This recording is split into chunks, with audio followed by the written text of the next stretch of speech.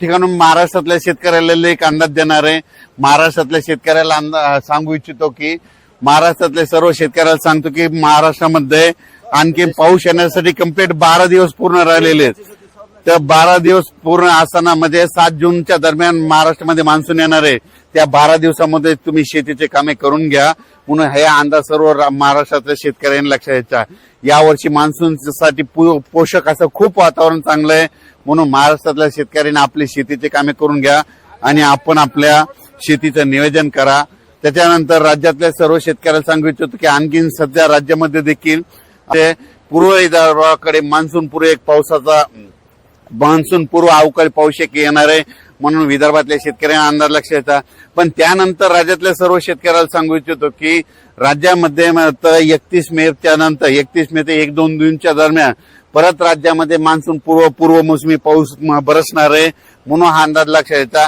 हे पूर्व मोसमी पाऊस पडल्याच्या नंतर त्याच्या पाठीमागे लगेच मान्सूनचा पाऊस येणार आहे म्हणून खास करून महाराष्ट्रातल्या शेतकऱ्यासाठी आनंदाची बातमी।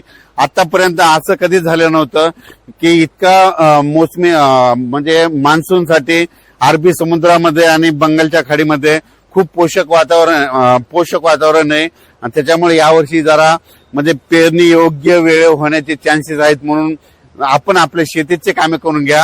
आज पश्चिम महाराष्ट्र, मराठवाडा आणि उत्तर महाराष्ट्र, कोकण पट्टी, घाटमाटा परिसरामध्ये विखुरलेल्या स्वरूपाचा आज देखील बऱ्याच ठिकाणी पूर्व मोसमी जोरदार पाऊस पडणार आहे। याच्यात मध्ये काही ठिकाणी गारपीट देखील होणार आहे म्हणून हे अंदाज शेतकऱ्यांनी लक्षात घ्यायचा।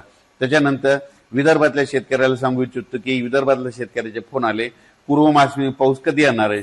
तर विदर्भातल्या सर्व शेतकऱ्याला सांगू इच्छितो की पूर्व मोसमी पाऊस तुमच्याकडे 26 मे पासून ते 5 जूनच्या दरम्यान चांगला पाऊस पडणार आहे। वेगवेगळ्या भागात विखुरलेल्या स्वरूपाचा खूप काही ठिकाणी ओढे नाले वाहतील असा विदर्भात देखील 26 मे ते 5 जूनच्या दरम्यान त्या 10 दिवसामध्ये पडणार आहे।